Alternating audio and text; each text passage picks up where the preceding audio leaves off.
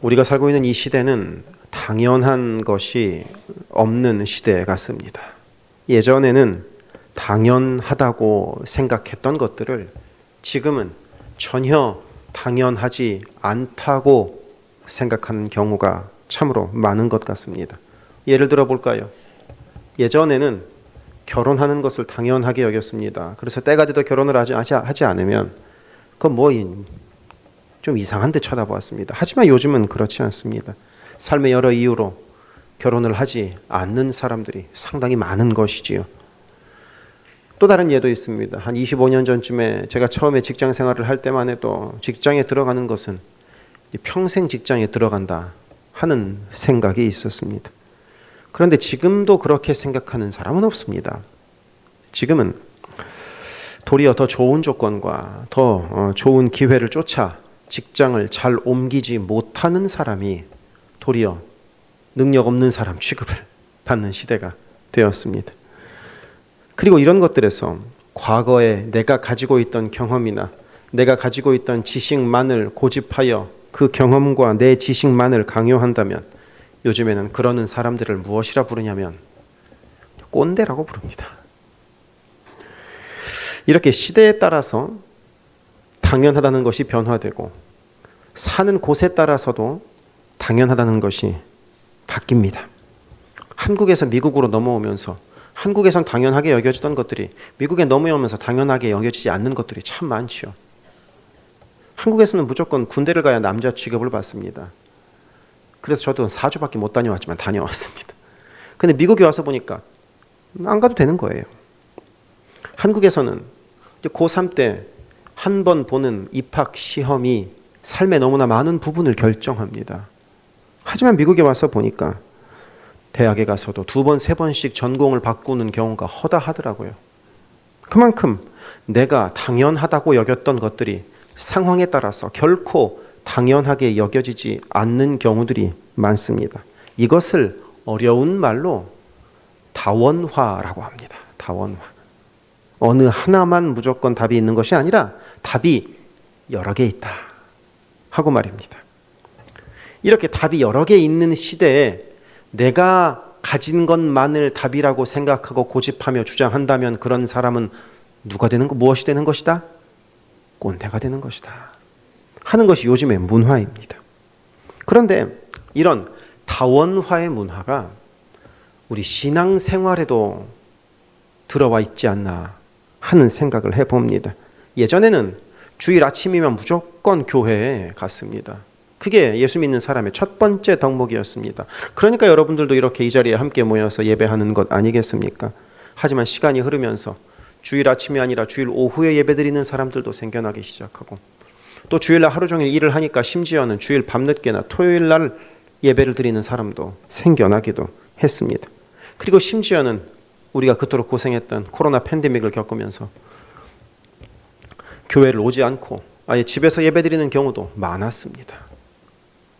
그리고 이런 모습들에 대해서 어느 것이 잘 되었다, 어느 것은 잘못되었다라고 판단하기가 어려워지는, 판단하기가 참 복잡해지는 그런 시대를 우리는 살고 있습니다. 이게 다원화입니다. 그리고 이런 다원화 시대를 살다 보니까 안타깝게도 우리는 무엇가 옳은지 그리고 무엇은 잘못된 것인지 어디서부터 어디까지는 괜찮고 어디서부터 어디까지는 안 괜찮은지 그거 참 구분하기가 어려운 시대를 살게 되었습니다. 물론 우리는 예수만이 길이요 진리요 생명이라고 철석같이 믿고 있지만 또 그렇게 말하면 저 사람은 너무 고지식하다는 소리를 또 듣기도 합니다. 이렇게 혼란스럽습니다. 하지만 그런 시대 속에서도 오늘 말씀이 우리에게 주는 확신이 하나 있습니다. 이거는 변하지 않는다는 겁니다. 그것이 오늘 말씀 13절에 이렇게 기록되어 있습니다. 내가 하나님의 아들의 이름을 믿는 너희에게 이것을 쓰는 것은 너희로 하여금 너희에게 영생이 있음을 알게 하려 함이라. 확신하기 어려운 세상이고 답이 여러 개이기 때문에 섣불리 답하기 어려운 시대인 것 같지만 그래도 우리에게 영생이 있음 하나는 확신해야 한다는 겁니다. 다른 것 다 제쳐놓고 말입니다. 하나님의 아들의 이름, 곧 예수를 그리스도라 믿으면 우리에게는 무조건 영생, 영원한 삶이 보장되어 있다고 확신하라는 것입니다. 모든 인간에게 공통적으로 가지고 있는 두려움 중에 하나가 아마도 죽음에 대한 두려움이 아닐까 싶습니다. 죽음이 두렵지 않다면 그만큼 대단한 사람도 없죠. 그러니까 생사를 초월한 사람 이러면 뭐 엄청나 보이는 것 아닙니까? 죽음이 우리에게 두려운 이유는 아마도 죽음 이후를 모르기 때문이 아닐까 싶습니다. 정말 천국 갈까? 천국은 정말 좋을까? 천국은 여기보다 좋은가? 지금 내가 가지고 있는 것 천국 가면 잃어버릴 것 같은데 이거 괜찮은가? 이런 걱정과 두려움이 죽음을 두려워하는 원인이 되곤 합니다. 하지만 생각해 봅시다. 만약에 우리가 새로 이사갈 집이 지금 사는 집보다 몇 배는 크고 몇 배는 깨끗하고 몇 배는 안전하고 또 몇 배는 편안하다면, 그것도 그렇게 새롭게 가는 집이, 이사 가는 집이 공짜로 받는 집이라면 안 갈 사람이 있을까요? 아니, 이사 가는 날을 손꼽아 기다리겠죠. 그게 죽음이라는 겁니다. 그리고 그게 영생에 대한 확신이라는 겁니다. 천국을 못 갈까 봐 두려워하는 사람에게 이렇게 물었습니다. 뭐가 두렵습니까? 그러자 이렇게 답합니다. 천국 못 갈까 봐 두렵습니다. 그러자 반대로 이렇게 묻습니다. 그러면 그렇게 천국 못 갈까 봐 두려워하는 두려움이 천국 가는데 도움이 됩니까? 두려움은 어떤 도움이 되지 않는다는 것을 철석같이 알고 있으면서도 두려움이 지워지지 않는 겁니다. 여기서 인간의 연약함을 우리는 확인할 수 있습니다. 죽음에 대한 두려움, 곧 영생에 대한 확신이 있는 듯 하면서도 막상 죽음 앞에 서면 두려워지는 이유가 바로 사탄이 우리를 속이고 있는 것임을 우리는 확인할 수 있습니다. 자꾸 두려워해라. 천국이 있지, 확실하지 않은 것처럼 의심해라. 다원화라고 생각해라. 사탄은 이렇게 자꾸 우리에게 속삭이는 겁니다. 하지만 오늘 말씀 13절은 우리에게 그런 속삭임에 넘어가지 말고 확신을 가지라고 우리에게 알려줍니다. 그래서 이 13절을 우리 다시 한번 같이 한번 읽어봅시다. 시작.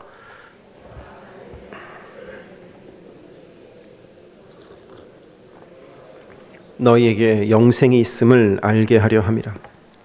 하나님의 아들의 이름, 곧 예수 그리스도의 이름을 믿는 자에게는 영생이 있음을 확신해도 좋다는 겁니다. 다원하의 시대건 말건 상관없이 이것 하나면 확실하다고 믿어도 좋다는 겁니다. 이 땅의 삶은 2000년 전이나 지금이나 마찬가지로 어렵습니다. 인생이 편한 사람 세상 어디 있겠습니까? 하지만 그럼에도 우리가 예수를 그리스도라 믿는다면 영생을 얻게 된다는 사실을 믿기만 하라고 오늘 말씀 13절은 우리에게 그렇게 확신해도 좋다고 우리에게 알려주는 것입니다. 그러니 우리 모두 그 영생에 대한 확신 가운데 거하게 되기를 바랍니다. 우리가 평생 예수를 믿고 평생을 헌신을 하고 평생을 성실하게 신앙생활하는 이유가 바로 이것 하나 얻기 위한 것 아닙니까? 그러니 천국을 확신함으로 두려움이 아니라 죽음은 더 좋은 곳으로 가게 되는 것임을 우리가 믿음으로 고백할 수 있기를 바랍니다. 오늘 말씀은 이렇게 천국에 대한 확신을 가지라는 권면과 함께 또 하나의 확신을 가지라고 우리에게 알려줍니다. 그것이 이어지는 14절에 이렇게 기록되어 있습니다. 그를 향하여 우리의 가진 바 담대함이 이것이니 그의 뜻대로 무엇을 구하면 들으심이라. 하나님이 우리 기도를 들으신다는 확신을 가져도 좋다는 겁니다. 그런데 이 하나님이 우리의 기도를 들으신다는 것에 대한 중요한 조건 하나가 바로 이 14절에 기록되어 있습니다. 바로 그의 뜻대로 구하면입니다. 그의 뜻대로 구하면. 곧 내 욕심대로 구하는 것이 아니라 하나님의 뜻에 맞게 구하면 하나님 무조건 들으신다는 겁니다. 영국의 고아의 아버지라고 불렸던 조지 뮬러라는 분이 있습니다. 이분은 이제 평생을 5만 번 이상 기도 응답을 받았다고 알려져 있어서 이 조지 뮬러와 관련한 책이 여러 권이 나왔었지요. 이 조지 뮬러는 기도할 때마다 기도문을 적고 꼭 옆에다가 이렇게 적었다고 합니다. 이 기도는 하나님의 뜻에 맞는가? 이것을 꼭 하나님께 기도하면서 물었다고 합니다. 내 기도가 하나님의 뜻에 맞습니까? 하루는 이 조지 뮬러가 돌보는 고아원에 아침에 아이들에게 빵을 먹여야 되는데 가진 음식이 하나도 없었습니다. 이 직원들은 걱정하면서 조지 뮬러를 찾았고 조지 뮬러는 아이들을 식탁으로 불러 모아서 함께 하나님께 기도했습니다. 하나님, 오늘 아침 식사를 주실 줄 알고 감사드립니다. 하고 기도합니다. 그 순간 무슨 일이 벌어졌는가? 고아원 앞을 지나가던 빵을 실은 마차가 하필 고아원 앞에서 고장이 났습니다.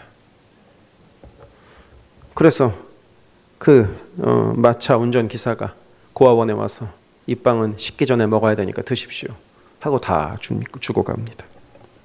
그 조지 뮬러는 하나님의 마음에 합한 기도를 드리려고 노력을 했고 그런 기도에 하나님께서 응답하셨던 것입니다. 곧 우리가 하나님의 뜻에 맞게 기도하면 하나님은 무조건 역사하신다는 것입니다. 미국의 유명한 신학자 R.A. 토레이는 이런 말을 했습니다. 하나님의 뜻을 따라 기도하는 자는 결코 낙심하지 않는다. 왜냐하면 응답이 지연될지라도 응답은 반드시 오기 때문이다. 하나님의 뜻을 따라 기도하면 반드시 일은 이루어진다는 겁니다. 그러니 바라기는 우리가 내 뜻이 아니라 하나님의 뜻을 따라 기도할 수 있기를 바랍니다. 그럴 때 하나님의 놀라운 응답을 우리가 누리게 되리라 믿습니다. 그렇다면 하나님의 뜻을 따라 기도하는 게 무엇일까요? 하나님의 뜻을 따라 기도하는 가장 좋은 예를 이어지는 오늘 말씀에서는 우리에게 알려줍니다. 그것의 16절에 이렇게 기록되어 있습니다. 누구든지 형제가 사망에 이르지 아니하는 죄 범하는 것을 보거든 구하라. 여기서 구하라는 것은 건져주라는 게 아니라 기도하라는 겁니다. 그리하면 사망에 이르지 아니하는 범죄자들을 위하여 그에게 생명을 주시리라. 사망에 이르는 죄가 있으니 이에 관하여 나는 구하라 하지 않노라. 사도 요한이 우리에게 알려주는 것은 첫 번째, 사망에 이르지 아니하는 죄를 범하는 사람을 보면 그 사람을 위해서는 기도해라. 하지만 사망에 이를 만한 죄를 범하는 사람을 보거든 그 사람을 위해서는 기도하지 않아도 좋다. 이렇게 이야기하고 있는 것입니다. 그 죄를 두 가지로 구분을 하는데 사망에 이르지 않는 죄와 사망에 이를 만한 죄 두 가지로 구분을 합니다. 곧 사망에 이르지 아니할 만한 죄는 가벼운 죄, 사망에 이를 만한 죄는 무거운 죄, 이렇게 두 개를 구분하는 겁니다. 그래서 가벼운 죄를 지은 것을 위하여서는 구하되 무거운 죄를 지은 것에 대해서는 기도할 필요가 없다는 겁니다. 그래서 이것을 가지고 많은 신학자들이 그러면 대체 가벼운 죄와 무거운 죄는 어떻게 구분이 되는 것이냐를 가지고 논쟁도 하고 연구도 하고 많은 묵상도 했습니다. 그래서 이런 연구 결과들이 나왔습니다. 그럼 무거운 죄는 뭐냐? 예를 들자면 성령을 모독하는 죄는 무거운 죄다. 이단에 빠진 죄는 무거운 죄다. 그리고 그 밖의 죄들은 다 가벼운 죄다. 이런 식으로 정리를 해 놓기도 했습니다. 하지만 저는 이제 이번 한 주간 이 말씀을 묵상하면서 곰곰이 생각해 볼 때 그런 구분이 대체 무슨 의미가 있나 하는 생각이 들었습니다. 왜냐하면 첫 번째, 어떤 죄가 무겁고 어떤 죄가 가벼운지는 누가 정합니까? 하나님이 정하시지 않습니까? 그런데 내가 어떻게 정할 수 있겠습니까? 이런 생각이 들었고요. 또 하나는 우리 주변에 누군가 무거운 죄를 지었다고 한번 가정을 해봅시다. 이단에 깊이 빠졌거나 아니면 예수를 막 욕하고 다니는 그런 사람이 있다고 한번 생각을 해봅시다. 그러면 그 사람을 위하여 기도하지 않으시겠습니까? 기도하지 않겠습니까? 그러니까 이 말씀은 가벼운 죄는 그 죄를 위해서 기도해주고 무거운 죄는 그 죄를 위해서 기도하지 말아라 이런 의미가 아니라 가벼운 죄든 무거운 죄든 상관없이 내 주변에 있는 사람들의 죄를 위하여 기도할 몫이 우리에게 있다. 그리고 그렇게 내 주변에 죄를 짓고 있는 이들을 위해서 기도하는 것이 곧 하나님의 마음에 합한 기도이고 그런 기도에 하나님께서 응답하시겠다는 의미인 것입니다. 그런데 우리는 우리 주변의 잘못에 대해서 기도하기보다는 비난할 때가 많이 있습니다. 이것이 우리의 연약함입니다. 문제가 생기고 누군가 잘못하면 그것을 위하여 기도하기보다는 그것을 먼저 비난합니다. 이랬다더라. 그래. 이러고 말입니다. 문제가 생기고 골치 아픈 상황이 생기면 그 상황을 위하여 기도하기보다는 말하기에 바쁩니다. 말씀과 은혜를 나누기보다 이런 것을 나누는데 말이 더 빨라지는 듯합니다. 하지만 그런 문제와 어려움 당한 이들을 위하여 얼마나 기도해 보셨습니까? 죄 지은 누군가를 위하여 얼마나 기도해 보셨습니까? 믿음의 동역자들의 문제와 연약한 자들의 아픔을 위하여 얼마나 기도해 보셨습니까? 기도하면 말하지 않게 됩니다. 기도하면 말을 가려서 하게 됩니다. 왜냐하면 기도하면 하나님이 사랑의 마음을 주셔서 험담하지 않게 만드시기 때문입니다. 기도하면 하나님께서 신중한 마음을 주셔서 그 사람을 아끼는 마음을 주셔서 내 말을 조심하게 만드시기 때문입니다. 그래서 거꾸로 신중하지 못하게 말을 옮기고 험담을 자주 하는 사람들은 기도하지 않는다는 반증이기도 합니다. 그러니 사랑하는 성도 여러분, 영혼을 불쌍히 여겨서 소문내기보다 기도할 수 있기를 바랍니다. 그것이 성숙된 그리스도인의 자세이고 그것이 하나님께서 보시고 기뻐하는 사람의 자세인 것입니다. 메타인지라는 말이 있습니다. 여러분 들어보신 적 있으신지 모르겠습니다. 메타인지, 영어로 하면 메타 레코그니션, 메타코그니션입니다. 워낙에 많이 사용되는 단어니까 이런 단어 하나 정도는 알아두시는 게 어떨까 싶은 생각도 듭니다. 이 메타인지는 쉽게 설명하자면 무엇이냐면 나 자신을 좀 객관적으로 바라보는 것을 말합니다. 나를 뛰어넘어서 내가 어떻게 보이는지, 내가 지금 어떤 상황인지 스스로 한번 생각해 보는 것입니다. 이 메타인지가 사실은 쉽지가 않습니다. 왜냐하면 우리는 내 말이나 내 행동이나 내 삶에 대해서 다른 사람들이 이것을 어떻게 볼까를 생각하기보다는 내 주관을 가지고 내 생각을 가지고 내 생각만으로 생각하기가 쉽기 때문입니다. 나 자신을 우리는 주관적인 생각으로 주로 바라보게 되죠. 예를 들어 봅시다. 친구들끼리 이야기를 하고 있는데 꼭 내가 틀렸다고 생각하기보다는 다른 사람이 틀렸다고만 생각하는 사람들 혹시 주변에 있지 않습니까? 실은 내가 틀린 것인데 다른 사람들이 다 내가 틀렸다고 하는데 그 사람만은 다른 사람들이 틀렸다고 이야기하는 사람 혹시 있지 않습니까? 이 메타인지가 부족한 겁니다. 다른 사람들은 다 따분해하고 지겨워하는데 그런 사람들의 반응은 느끼지 못하고 자기 혼자 장황하게 이야기하는 그런 사람들이 있죠. 꼭 지금의 저 같다는 생각도 조금씩 들긴 합니다. 메타인지가 부족한 겁니다. 조금 쉽게 얘기하자면 눈치가 없다는 거죠. 그러니 이렇게 메타인지가 부족한 사람들은 요즘에는 사회생활이 좀 힘들어질 수가 있습니다. 주변을 살피지 못하기 때문입니다. 제가 생각하기에 이 메타인지를 가장 잘 가지기 어려울 것 같은, 메타인지가 가장 잘 안 될 것 같은 두 부류의 사람이 있습니다. 제가 생각하기에 말입니다.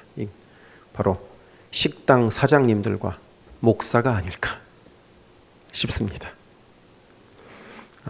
이럴 때 고개를 끄덕끄덕 하시면 좀 저도 곤란해집니다만, 우리는 식당에 가서 그 식당의 음식이 맛이 없어도 그 식당 사장님한테 가가지고 이 음식 참 오늘 맛이 없네요 라고 말하지 않습니다.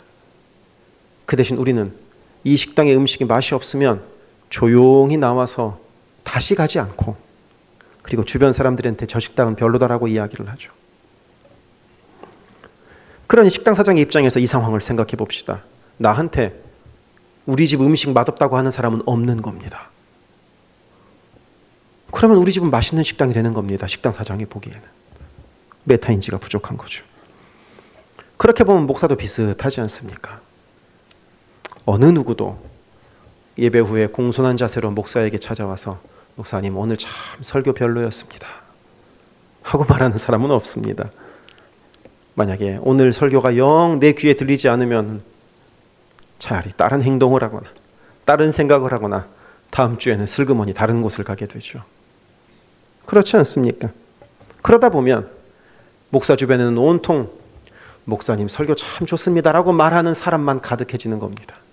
그러면 자기가 지금 어디에 와 있는지 메타인지를 못하게 되는 것이죠. 객관적으로 나 자신을 볼 수 없게 됩니다.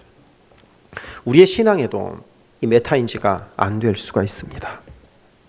나는 신앙생활을 잘 하고 있다고 생각하고 있는데 주변 사람들이 보기에는 영 신앙생활을 똑바로 하지 않고 있는 겁니다. 아니 게다가 하나님이 보시면서 영 넌 이렇게 신앙생활하면 안 된다 라고 말씀하실 수도 있는 겁니다. 나는 스스로 생각하기에는 신앙생활을 잘하고 있는데 말입니다. 그래서 신앙생활에서 메타인지를 잘하는 것은 내가 얼마나 기도하고 있고 내가 얼마나 성실하게 예수 믿고 있는가 하고 나 자신이 나를 바라보는 것이 아니라 하나님이 지금 나를 바라보시면서 무엇을 하실까 하는 것을 생각해 보는 것이 바로 신앙의 메타인지입니다. 혹 하나님 보시기에 내가 잘못하고 있는 것은 아닐까? 혹 내가 나 잘난 맛에 예수 믿고 있는 것은 아닐까? 혹 내가 나만의 열정으로 예수 믿다고 착각하고 사는 것은 아닐까? 이런 생각을 해보는 것이 바로 신앙의 메타인지를 키우는 것입니다. 그래서 이제 오늘을 마무리하는 이 요한일서의 마지막 절인 5장 21절은 이렇게 말합니다. 자녀들아 너희 자신을 지켜 우상에서 멀리하라. 이 우상에게서 멀리하라는 권면을 요즘 듣기 쉬운 편한 말로 하면 너 똑바로 믿어라. 이런 이야기입니다. 나는 바른 신앙을 가지고 있다고 생각했는데 하나님 보시기에는 그것이 우상을 섬기는 행동일 수도 있다는 겁니다. 나는 바른 기도를 하고 있다고 철석같이 믿고 있는데 알고 보니 내 기도는 온통 내 욕망을 채우는 수단일 수도 있는 것이고 나는 바른 신앙생활을 철석같이 하고 있다고 믿고 있는데 알고 보니 내 신앙생활은 온통 인맥을 넓히고 인간관계만 넓히는 모습일 수도 있기 때문입니다. 그래서 고린도후서 13장 5절에서 바울 사도도 이렇게 권면합니다. 너희는 믿음 안에 있는가? 너희 자신을 시험하고 너희 자신을 확증하라. 사람이 살면서 가장 고집이 센 부분이 두 부분이 있지 않을까 하고 생각을 해봅니다. 바로 정치와 종교입니다. 정치와 종교. 누가 뭐래도 내 정치적인 성향은 잘 안 바뀝니다. 한국이든 미국이든 마찬가지입니다. 이 미국에서도 공화당 찍는 사람들은 누가 뭐래도 공화당 찍습니다. 민주당을 찍는 사람들은 변함없이 민주당을 찍습니다. 다만 좀 마음에 안 들면 투표를 안 할 뿐이죠. 그러면서 서로 비난하고 반목합니다. 종교도 마찬가지입니다. 내가 전도한다고 하여 그 전도 대상자가 예수 믿게 되는 거 이거 엄청난 일입니다. 어마어마한 변화입니다. 왜냐하면 예를 들어서 중동에 가서 한 모슬림, 모슬림, 이슬람교를 믿는 사람을 만났다고 칩시다. 그분에게 묻습니다. 당신은 순위파입니까? 시아파입니까? 물었더니 나는 시아파다라고 답을 합니다. 그래서 그 사람에게 당신 지금까지 시아파를 믿고 있었다면 순위파로 좀 바꾸어 보는 것 어떻습니까? 라고 만약에 이야기한다고 칩시다. 그러면 아마 큰 싸움 날 겁니다. 큰 싸움. 즉시 싸우려고 달려듭니다. 왜? 내 아버지가 시아파고 우리 가문이 대대로 시아파니까 나는 죽을 때까지 시아파고 내 자손들도 무조건 시아파여야 하는 겁니다. 우리는 영원 무궁히 시아파인 겁니다. 이렇게 종교 잘 안 바꿉니다. 그게 전 세계에 사는 대부분의 사람들의 상황입니다. 그러니 정치와 종교는 잘 안 바꿉니다. 그러다 보니까 신기하게도 예수를 믿는 데에도 믿음의 성향이 잘 바뀌지 않습니다. 신기합니다. 그래서 강단에서 아무리 설교를 하더라도 본인이 원래 믿던 성향대로 믿습니다. 사람이 그렇습니다. 그러다 보니까 아까 말씀드렸던 신앙의 메타인지가 잘 안 됩니다. 내가 제대로 믿고 있는가? 내가 믿는 이 믿음이 내가 지금까지 하고 있는 이 신앙생활이 바른 신앙생활인가 잘 생각해 보지 않습니다. 아니, 생각하려 하지 않습니다. 그리고 내가 지금까지 믿고 있던 신앙생활이 잘못된 것이구나 하고 깨닫더라도 바꾸지 않습니다. 그것이 인간의 본성입니다. 그래서 이 요한 1서의 맨 마지막 절, 이 중요한 부분에서 너희 자신을 지켜 우상에게서 멀리하라 하고 똑바로 믿으라고 권면하고 있는 것입니다. 우상에서 멀리하라는 말은 어디 가서 점치지 말고, 어디 가서 이단 섬기지 말고, 어디 가서 다른 신에게 절하지 말고 이러라는 의미가 아닙니다. 이 말씀의 의미는 혹여 내 안에 우상이 있는지 살펴보라는 겁니다. 내 안에 혹여 예수보다 앞세우고 있는 것이 내 안에 있지는 않은가 살펴보라는 것입니다. 나는 정말로 예수를 믿고 예수를 주로 삼고 예수만을 우선시하여 살아가고 있다고 내 스스로 나 자신을 바라보면서는 생각하고 있지만, 실제로는 말씀보다 유튜브 보는 게 더 좋고, 실제로는 기도보다 친구 만나는 게 더 좋고, 실제로는 예배드리는 것보다 돈 버는 것을 선택하고 있지는 않은가 스스로 돌아보라는 것입니다. 그런 식으로 우리 안에서 우상을 제거하라고 권면하는 것이 요한 1서의 마지막 말씀입니다. 그러니 사랑하는 성도 여러분, 우리 12주간의 요한 1서의 말씀을 마무리하면서 내 자신에게 무엇이 가장 중요한지 우리 한번 생각해 보기를 바랍니다. 그리고 주님 외에 더 중요한 것이 있지는 않은가, 내 속에 우상이 있지는 않은가 살펴보기를 원합니다. 그리고 오직 주님만이 나의 가장 중요한 분입니다. 오직 주님만이 내 소망입니다 하고 우리가 고백할 수 있기를 바랍니다. 기도하겠습니다.